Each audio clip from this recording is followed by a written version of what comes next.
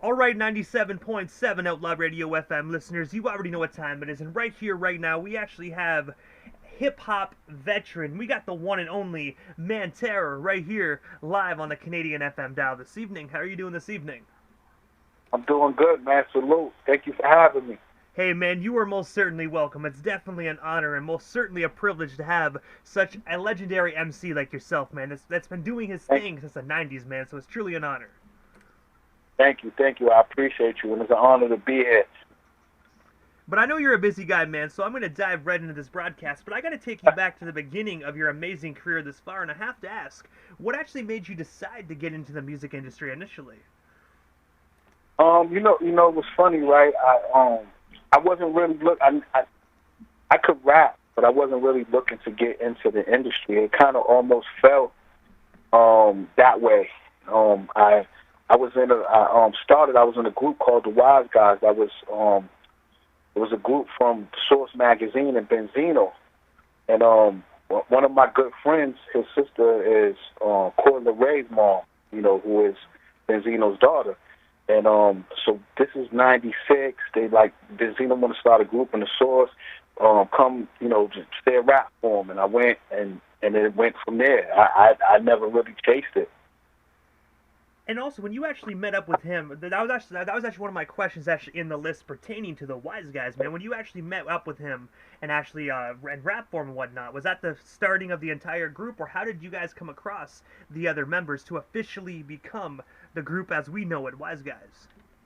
What's so funny is the group was most of the members were already there. I was one of the last of to come into the group. So it was a bunch of them already. It was already going in to starting to happen, and then I came along. So my neighborhood, I'm from Orchard Park, so that's where Bobby Brown and New Edition come from, and so we already have inside the city of Boston. Our neighborhood is legendary. So it was I was one of the last though to come into the group. And also as well, in the mid '90s, you guys actually inked a deal with the iconic Def Jam Recordings. I was wondering, how did that record deal originally come to be for you guys? And of course, what was it like just being signed to that label, man? Because as we already know, Def Jam, Beastie Boys, like Run DMC, the list goes on of iconic artists that actually had deals with them as well. So we started out independent on Surrender Records, which was owned by the Source, and we did a lot of numbers. We sold about 150,000 units. This is '96, and we built a buzz that was incredible. So one day we were recording in New York, and Leo Cohen popped up at our studio session, and it was one of them things again, like, oh, Leo heard about us, rap for Leo. And that's how the Def Jam deal came about. And I have to ask, when you guys actually first got that call, did you guys actually believe it, or did you guys think it was a joke? Because I know back in the day, you know what I mean, everything was like word to mouth. There was really no internet back in '96 whatsoever. It was so weird, because I knew of Leo, so it was like, Leo's in the studio was like, wow, like, okay, maybe this is really happening. You got to think about this. At this time, the WizeGuyz is made up of all different neighborhoods. A lot of us, our neighborhoods, we didn't like each other, so we're coming together for this cause, and we're building a buzz. But I mean, it's still you never know the buzz because you're working. And then, like I said, we get to New York, we're recording because we're recording all over. And Leo comes in, so now it's like, wait a minute, this could be real. So then, Leo's like, I want to hear, I heard this song. So my song off of the album was the song that carried the album. It's called Doubleheader, and it was like a Boston. It instantly became a Boston anthem. So it went crazy. Like I said, we didn't have no internet or anything, so we didn't go viral. But it was the viral word of mouth, And so he was like, yo, I want to meet this kid, and so I went and. It was only a couple of times I ever got nervous rapping, and that was one of them. And also as well, in the year 1996, you guys actually released my personal favorite album titled In the Company of Killers. I was wondering if you can actually tell our listeners the story behind this iconic earlier release, and of course, it's still available to actually be streamed or purchased today.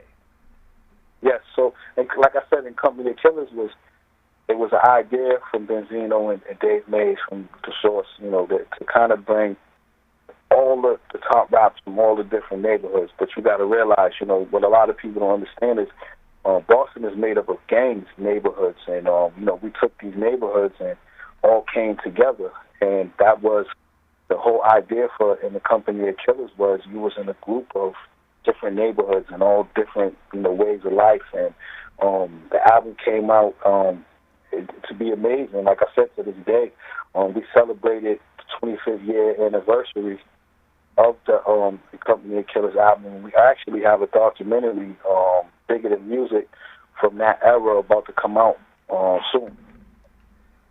And I gotta say as well, man, in my personal opinion, that album will always be solidified within hip-hop, man. My favorite joint is actually the very first song off that record, which is Blazin' 'Em, man. Always my favorite song.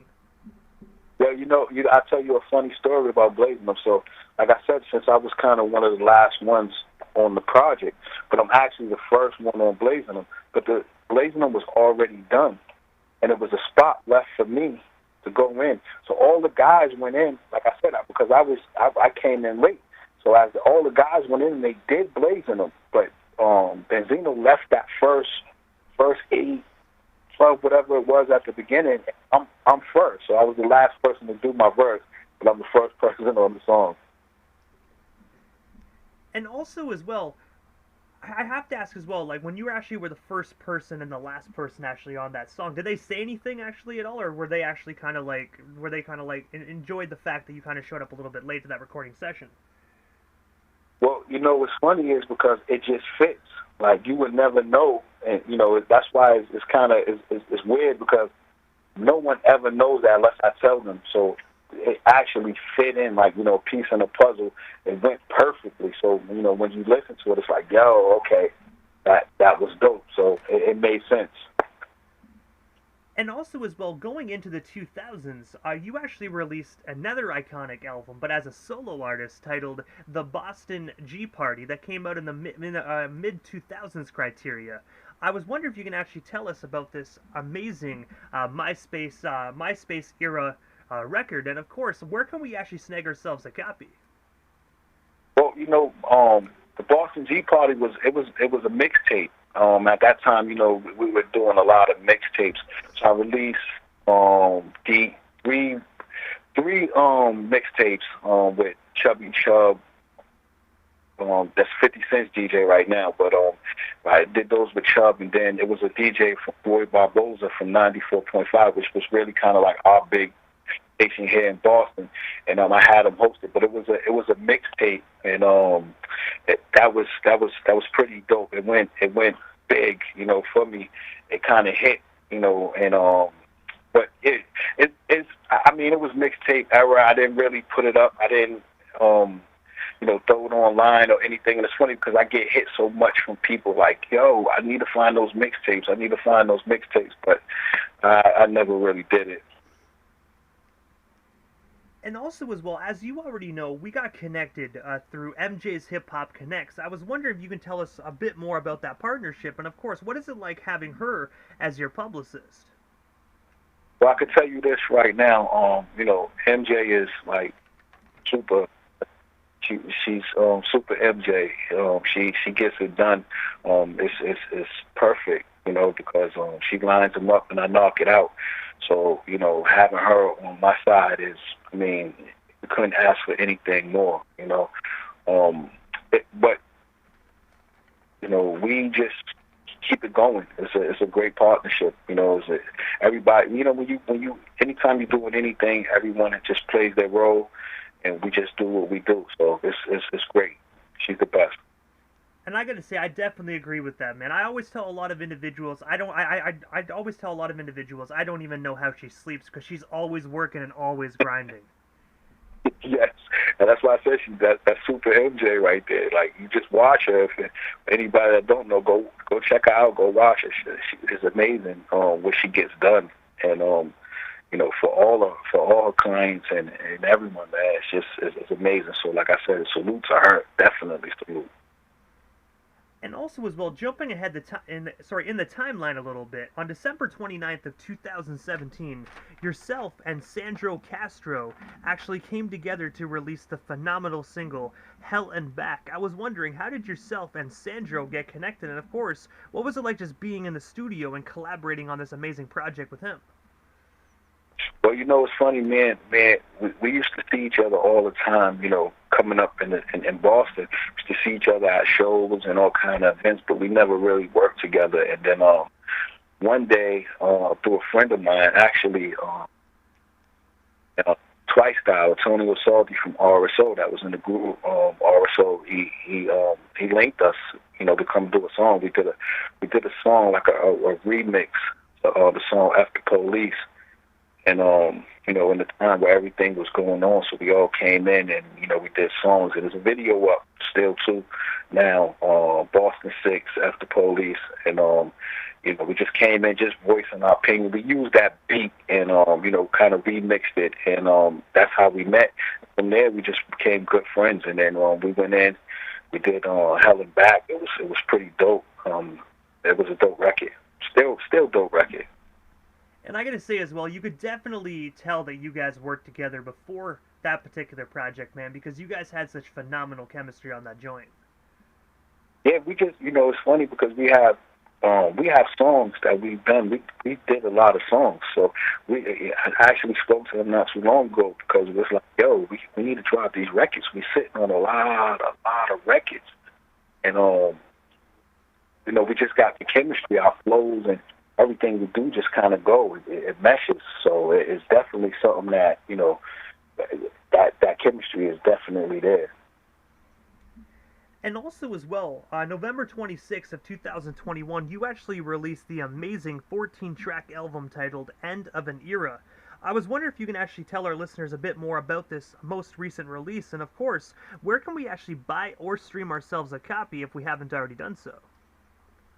Yeah, so End of an Era is kind of like, I've been doing music for 25, 26 years, and it's like it's kind of like my farewell album, the End of an Era, because, from the era where I came from to now, everything's changing, and I want to bring that feel of that hip-hop music. I see it's coming back. Certain artists is just have that sound. I see Nas coming back, and it was a good feeling of just coming back, dropping that album, giving that flavor from my era. And the album is amazing. It's some of my best work, and it's so hard. You always want to say your last album and do that, but I'm gonna release part 2 of it because I've recorded so many songs for it. It was hard just picking the records. So I'm gonna release a part 2 to it, and then that's my farewell. I'm trying to get on the business side and help some of the younger artists. But for End of an Era, you can streaming on all platforms, all digital platforms, Apple, Tidal, Spotify. I mean, you can get it anywhere. And I gotta say, it definitely is a phenomenal project, so I do encourage everybody that is listening to make sure you go head on over and snag yourself a copy, stream it, and most definitely head on over to Amazon and purchase it as well. Yes, and for the old school fans that, still like hard copies, hit me on Instagram. At the Real Man Terror, I'm mailing out copies, T-shirts, all kind of, merchandise. Just hit me up. I'm always answering to the fans and the supporters, so I'm always available. And I have to ask, Manter, what is next for yourself? I know right now you're actually pushing this End of an Era record, and you got the merchandise like you just mentioned. But is there anything else we happen to miss during this broadcast? Anything else you do still want to talk about or promote? Well, we still got you here live on the Canadian FM dial here this evening. Well, I just want to say, for me is, like I said, I've been taking this time. I've been learning from, my big brother, Mike Bivens from New Edition. I've been learning the business on another level because I want to help some of the artists in Boston. Here in Boston, the outlets it's hard. It's hard for artists to get out of here. We still don't have it figured out, and there's a lot of great talent. So my thing is, it's time to get on that business side and help my people, help my brothers get to where they need to get to, and that's my goal, just to get on there. But I want to do it, and when I do it, when I do something, I set my mind to it. I have to be there. I have to be, able to do the things that I say I'm going to do. So that's my thing, is just learning, soaking up this information, and getting it all done, And one other thing I want to say is, as WizeGuyz, we dropped another album on Interscope 2, and Amen 3, No Skips Volume 1. We dropped that album too. That was about 2000, I want to say. And that was big too. We dropped a few videos for that, Holler Back, and Rap Star. So we have that's streaming on all platforms too. I mean, it's so much music. We got so much music out there from then to now. So like I said, I'm working on the WizeGuyz documentary. I executive produced that, got that out. I've been working with Mike Bivens. He's coming out with a solo album and his documentary. I've been working on that, and so I just been working. I've been on both sides. Both sides of the camera, in the studio and everything. I'm trying to stay busy with it. And also, this is the time in the interview, Tara, that I give a chance for the individual that does slide into the radio station airwaves, just a chance to give, shoutouts to whomever they want to give shoutouts to, but most of all, your social media handles. That way our listeners can follow you and stay updated on everything Man Terror if they're not already doing so. Yeah, so, I'm on Twitter, at Man Terror. I'm on IG, at The Real Man Terror. You can always catch me on either one, IG mostly. That's what we're doing. Just want to shout out you for this interview. Shout out Canada. Shout out Boston. Shout out everywhere. All the people, everyone that support, everyone that tuned in tonight. Much love. And I gotta say, first and foremost, man, thank you so much for just giving us a bit of your time here this evening and sliding into the 97.7 Outlaw Radio FM airwaves. It definitely was an honor and most certainly a privilege, man, and hopefully down the line we can make this happen again sometime soon. Definitely. Thank you for having me. You are most certainly welcome, man. Thank you so much. Have a good one.